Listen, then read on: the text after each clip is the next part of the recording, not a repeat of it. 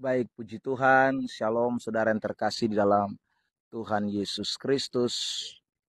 Siang hari ini saya ada di depan gereja Masehi Injil di Timor. Saudara bisa lihat background yang ada di belakang saya ini, yaitu gereja Masehi Injil di Timor, Jemaat Immanuel Ben Lelang. Tepatnya ada di Alor ya, saudara. Saya sedang ada di dalam penginjilan atau KKR ya di Pulau Alor selama beberapa hari ini, dan siang hari ini saya mau mengisi sedikit waktu untuk boleh berbagi berkat kebenaran ya seputaran bincang-bincang yang mengenai teologia.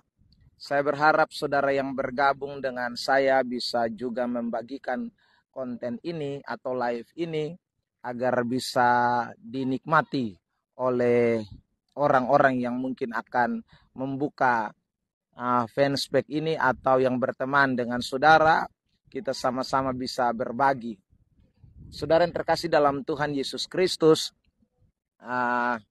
penginjilan adalah sesuatu yang penting ya. Ya, penginjilan itu adalah sesuatu yang penting yang juga merupakan menjadi tugas amanat agung dari Tuhan Yesus buat kita semua.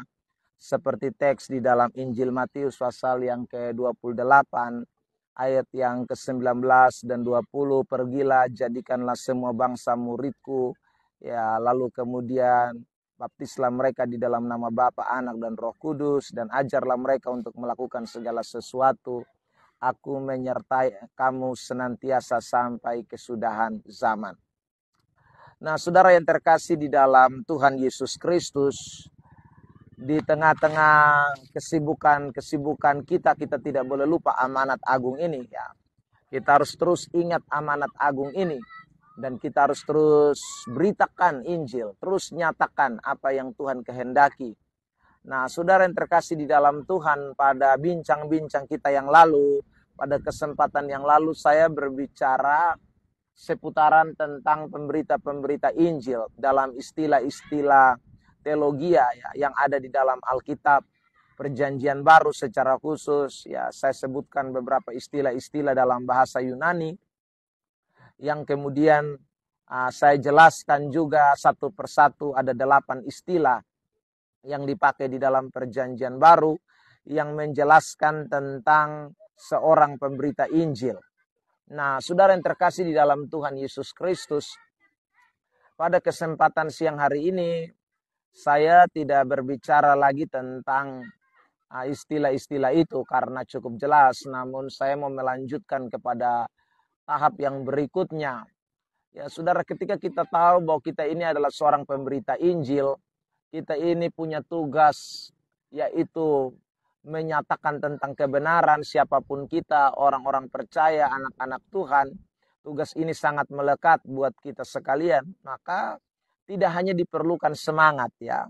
Kalau saudara baca dalam kitab Roma pasal yang ke-10 ayat yang kedua, di sana dikatakan bahwa ada orang yang penuh semangat ya untuk melayani Tuhan, bersungguh-sungguh melayani Tuhan, giat di dalam melayani Tuhan, tetapi tanpa pengetahuan yang benar ya. Itu akan menjadi bumerang atau menjadi sesuatu yang sangat berbahaya di tengah-tengah pelayanan. Karena kalau kita memberitakan Injil tanpa kita mengetahui, memahami, mempelajari dengan sungguh-sungguh, pengetahuan akan firman Tuhan hanya modal keberanian, hanya modal semangat, waduh itu berat itu saudara. Makanya akan muncul penyesat-penyesat ya.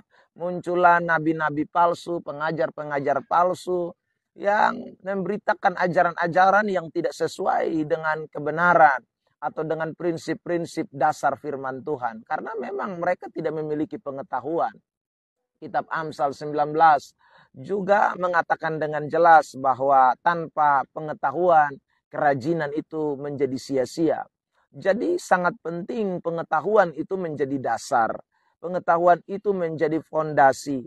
Pengetahuan itu, saudara, menjadi sesuatu yang penting di dalam kita memberitakan Injil atau berteologia. Nah, saudara, kalau kita mau belajar sungguh-sungguh ini, maka kita akan menjadi pemberita-pemberita Injil yang sungguh-sungguh handal. Paulus pernah mengatakan itu kepada anak rohaninya yang bernama Timotius, ya, di dalam kitab 1 Timotius pasal yang ketiga, 2 Timotius pasal yang ketiga ayat yang ke 14, 15 mulai. Dia katakan, ingatlah sejak kecil kamu belajar Alkitab, ya. Sejak kecil kamu bertekun di dalam Alkitab. Alkitab itu apa? Lalu dia menjelaskan di dalam ayat yang ke-16, itu adalah segala tulisan yang diilhamkan Allah, yang bermanfaat untuk mengajar, untuk menyatakan kesalahan, memperbaiki orang di dalam segala kebenaran. Nah, saudara yang terkasih dalam Tuhan, jadi Paulus mengingatkan kepada Timotius, ingat itu ajaran-ajaran yang sudah kamu terima sejak kecil. Ajaran-ajaran yang kamu sudah dapat dari kecil. Itu pengetahuan-pengetahuan yang menjadi dasar ketika Paulus mengutus Timotius ada di Efesus untuk menggembalakan jemaat. Atau untuk menjadi berkat, untuk memberitakan Injil, untuk menjadi seorang, dalam bahasa asli Alkitab, istilah yang dipakai itu adalah untuk menjadi seorang keruzo, atau seorang yang menyampaikan pesan-pesan raja dengan sungguh-sungguh mengetahui landasan-landasan dasar. Nah, saudara yang terkasih dalam Tuhan, nah hari ini saya mau berbagi ada 4 dasar, ya, yang kita tidak boleh lupakan ketika kita mau menjadi seorang pemberita Injil. Yang pertama, saudara, dasar yang kita tidak boleh lupakan itu adalah dasar biblika, ya. Di dalam berteologia, saudara yang terkasih di dalam Tuhan, kita harus tahu yang namanya teologia biblika. Dalam memberitakan Injil kita harus mempunyai dasar teologia biblika. Apa itu teologia biblika? Saudara, teologia biblika itu adalah satu bidang ilmu di dalam berteolog yang mengajarkan kepada kita tentang apa yang menjadi esensi-esensi di dalam kitab suci atau ajaran-ajaran kitab suci, ya saudara, secara menyeluruh mulai dari kitab Kejadian sampai dengan kitab Wahyu. Nah, di dalam biblika, teologi biblika ini biasanya terbagi menjadi beberapa materi-materi atau dasar-dasar teologi yang akan kita pelajari, yaitu mengenai misalnya eksposisi, ya. Eksposisi mulai dari perjanjian lama, ya, kitab Kejadian, Keluaran, Imamat, dan seterusnya, sampai kepada eksposisi di dalam perjanjian baru. Itu kita akan mempelajari di dalam teologi yang namanya teologi biblika. Jadi saudara yang terkasih di dalam Tuhan, betapa pentingnya ini. Oh, ada komentar dari Dorcas Lede, saya baca dulu.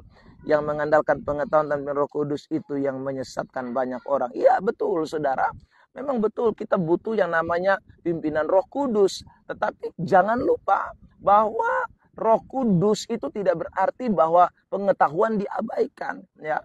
Pengandalan diri kepada Roh Kudus itu tidak berarti bahwa pengetahuan diabaikan, ya saudara yang terkasih di dalam Tuhan. Nanti kita akan sampai ke sana.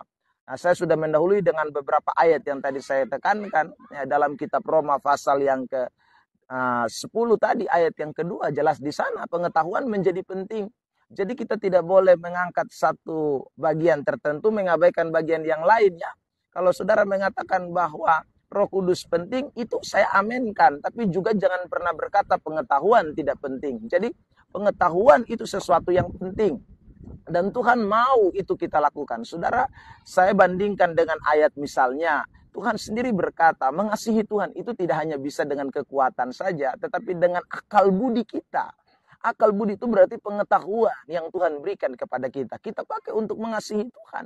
Jadi kita belajar, kita memahami sesuatu di dalam berteologi, itu bukan untuk kesombongan, bukan untuk kepentingan-kepentingan lain, saudara, tapi untuk kepentingan mengasihi Tuhan, untuk kepentingan pelayanan, untuk kepentingan pemberitaan Injil, dan itu dibutuhkan, ya.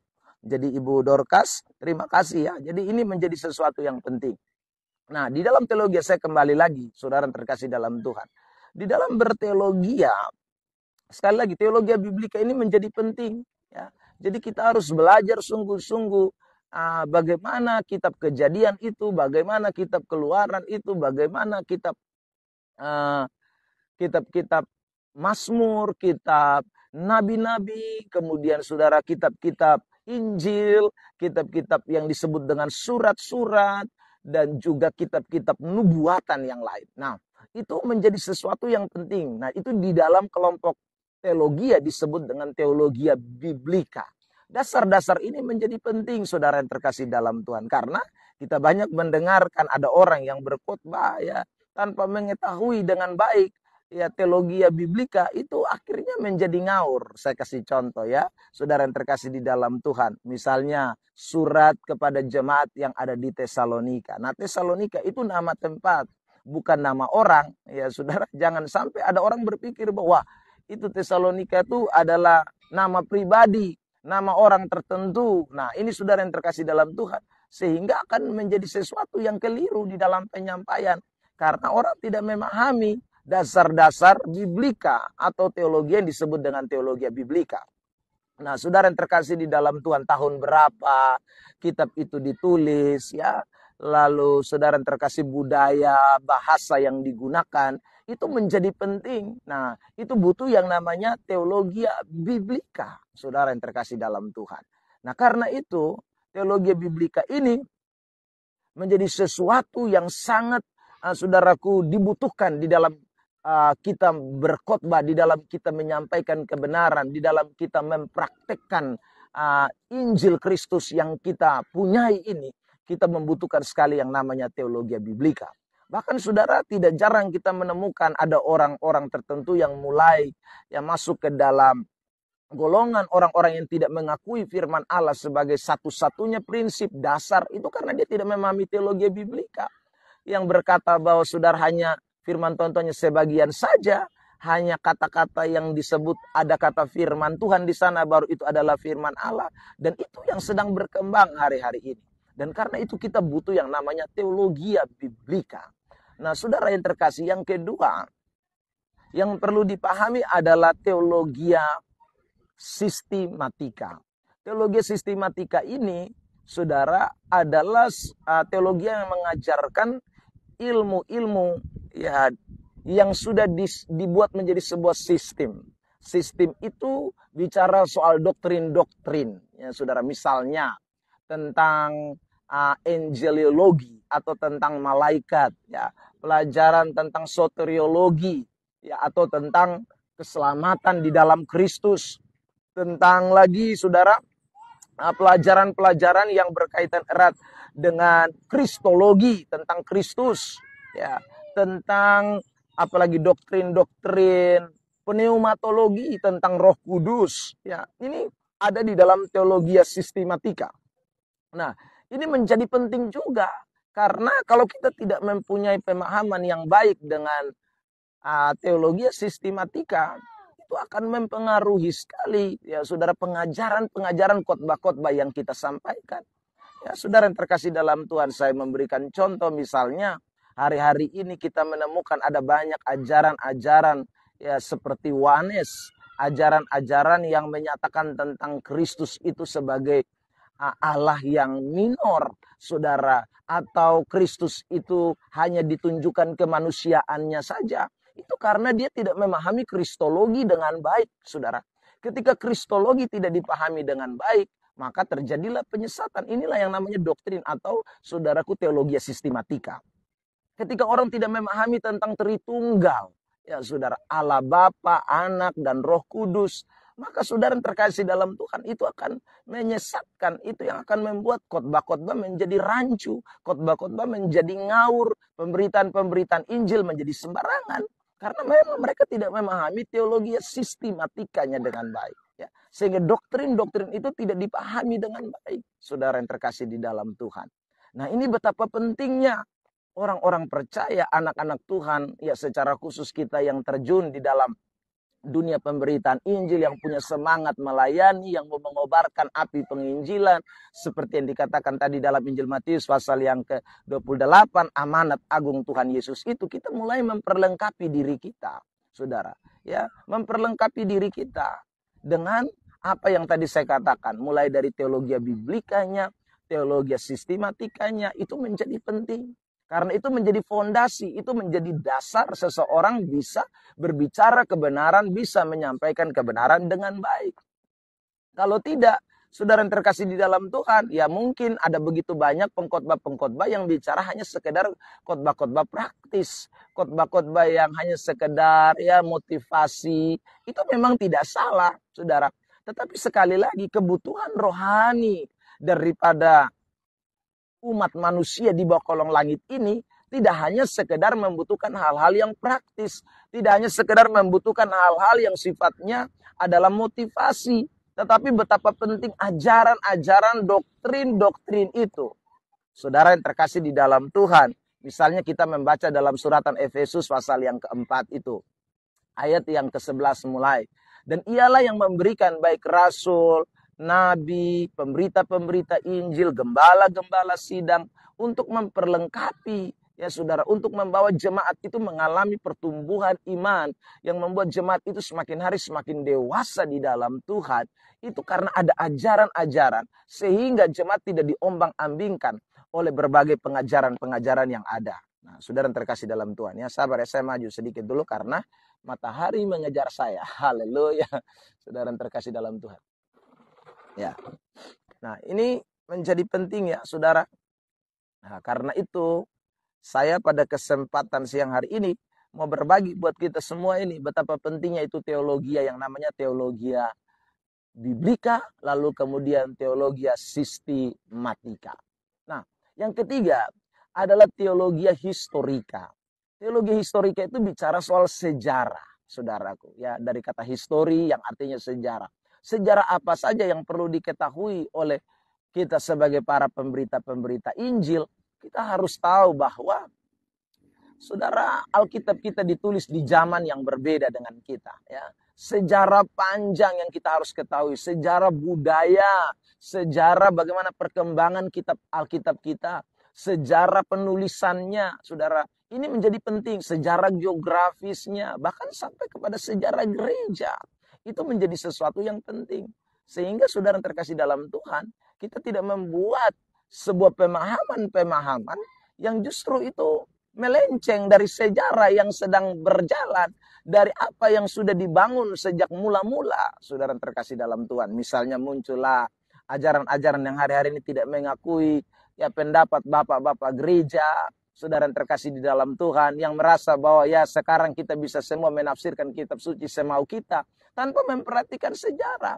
Sejarah itu menjadi sesuatu yang penting, saudara terkasih dalam Tuhan. Bagaimana gereja mengalami reformasi, ya lalu bagaimana perkembangan sehingga ada munculnya aliran karismatik, munculnya saudara gereja ini, gereja itu, ajaran-ajaran sesat ya yang juga mengatasnamakan Kristen namun termasuk pada bidat-bidat atau sekte-sekte, itu sebenarnya sudah berkembang sejak lama.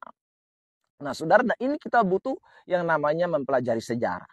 Nah, saudara terkasih dalam Tuhan, karena itulah akan menjadi komplit jika kita menguasai biblika, kita menguasai sistematikanya, lalu kita menguasai saudara yang terkasih historikanya, maka saudara akan menjadi sesuatu yang sangat minim di dalam kesalahan atau di dalam kekeliruan di dalam berkhotbah.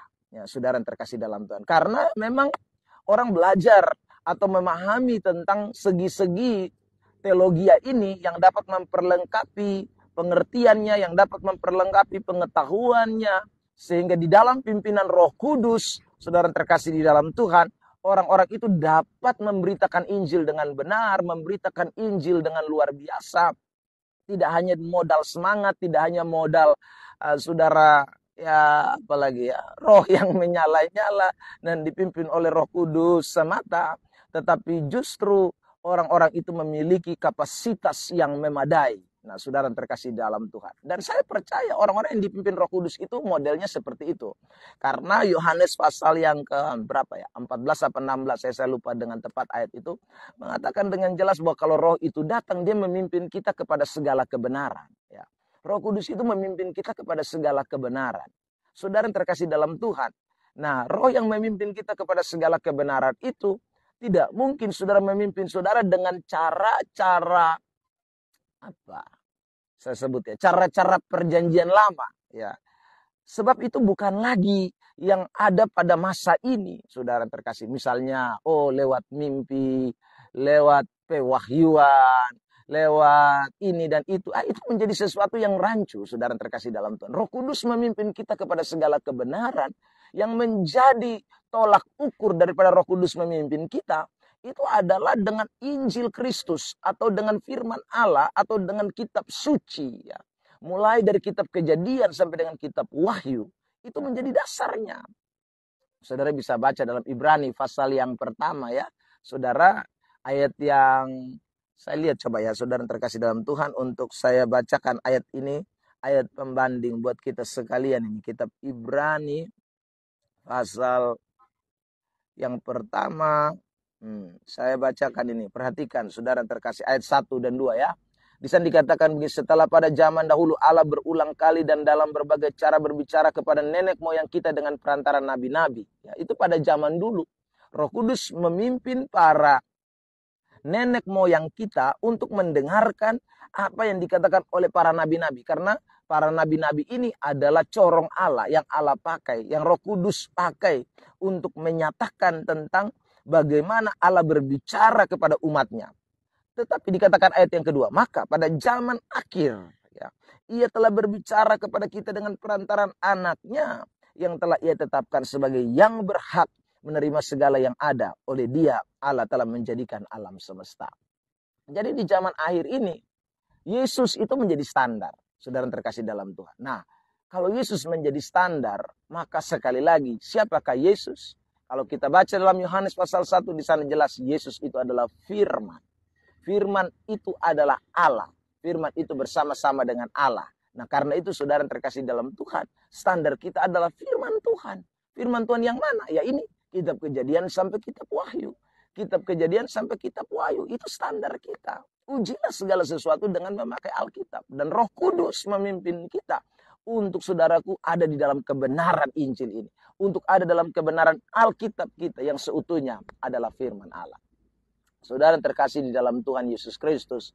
Nah, karena itu siang hari ini jangan lupa ya, teologi sistematika, teologi historika, teologi biblika kita harus kuat. Dan yang terakhir adalah teologi praktika. Nah, ini adalah bagian teologi yang terakhir, saudara terkasih. Teologi praktika itu terdiri dari homiletika atau ilmu berkhotbah, atau saudaraku katekisasi, mengajar, ya saudara, atau juga praktika ini bisa berupa penginjilan ya, KKR yang dilakukan. Itu ada pada kelompok teologi praktika atau teologi yang ada pada bagian yang terakhir. Kenapa ditempatkan pada bagian yang terakhir? Karena saudara, bagaimana mungkin kita bisa berpraktek dengan baik? Bagaimana kita bisa mungkin saudaraku mensosialisasikan, menerapkan dengan baik atau menyatakan dengan baik jikalau kita tidak menguasai yang 3 lebih duluan.